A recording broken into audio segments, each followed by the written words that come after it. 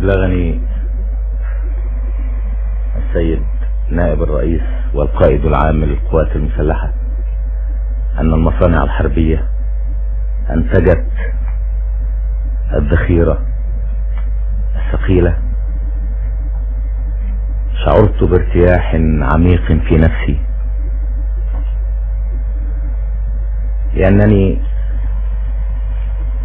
كنت أنتظر اليوم الذي نستطيع أن نعتمد فيه على أنفسنا في قطاع مهم من القطاعات في الناحية العسكرية.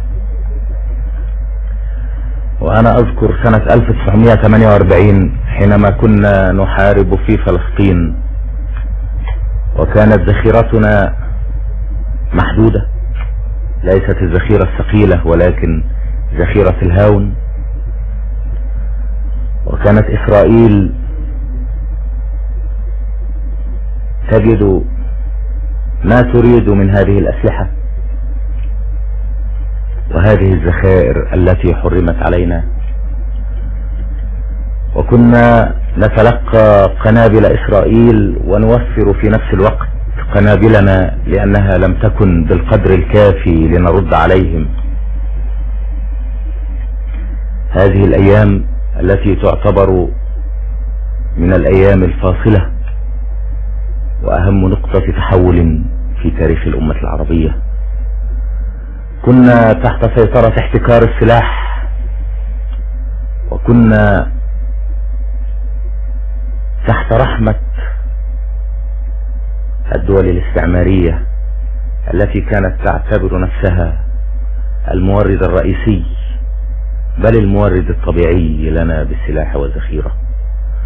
كنا نحصل على السلاح مع ذخيرة الخط الأول التي لا تكفي للقتال لمدة يوم أو أيام، وكلنا نعلم أن السلاح بلا ذخيرة هو عبارة عن كتل من الحديد. وكنا نجابه هذا ونشعر بالمرارة وننتظر اليوم الذي نعتمد فيه على أنفسنا فنصنع السلاح ونصنع الذخيرة.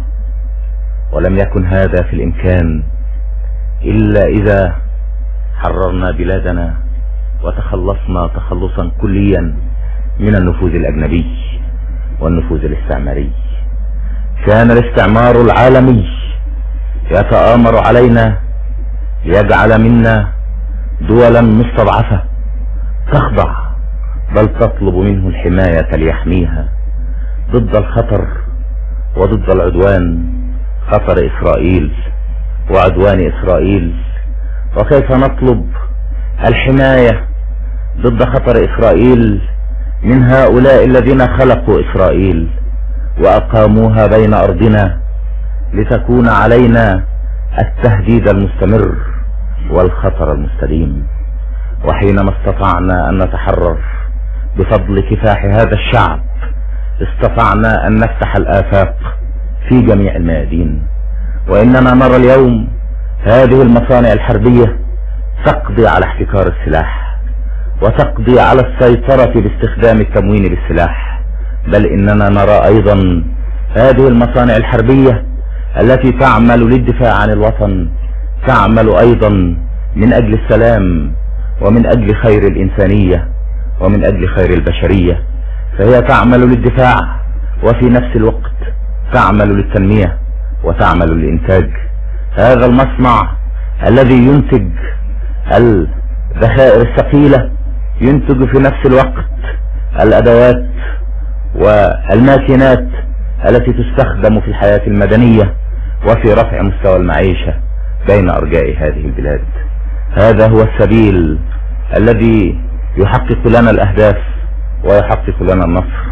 وكما قلت دائما إننا نبني وسنبني مهما كانت الأزمات ومهما كانت الضغوط ومهما حاولوا أن يرهبونا، ويدنا تحمل السلاح ويدنا الأخرى تبني بتصميم وبعزم وإيمان، فإن هذا السلاح هو حماية لأوطاننا وحماية أيضا للإنتاج وللبناء وللتنمية التي نسير فيها.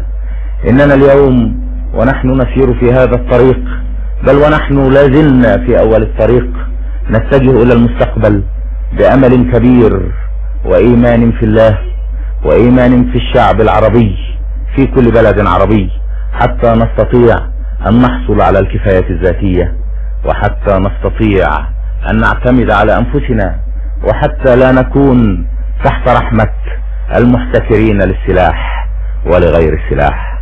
واليوم وقد تحررت الأمة العربية وأصبحت مقاديرها بين أبنائها، فإننا نستطيع أن نسير في هذا الطريق ونحقق الكثير. اليوم بعد أن تحققت جمهورية العراق، فإننا نستطيع بالتعاون والتضامن أن نحقق الكثير في كل هذه الميادين. التضامن الصناعي والتعاون الصناعي، إننا نستطيع بهذه القوى الكبرى التي تحررت في بغداد مع هذه القوى التي تحررت في باقي العالم العربي أن نخلق صناعة حقيقية لمصلحة الأمة العربية ولمصلحة الفرد العربي. وإني أقول هذا لإخوتنا الذين يشرفون اليوم من العراق،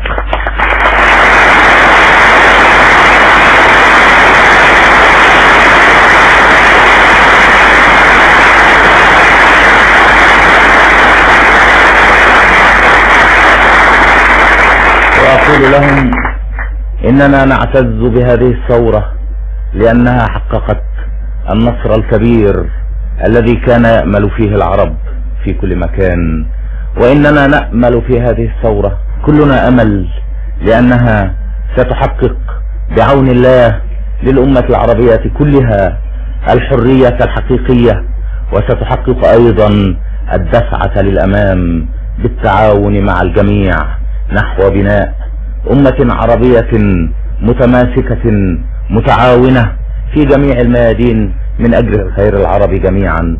والله يوفقنا جميعا، والسلام عليكم ورحمة الله.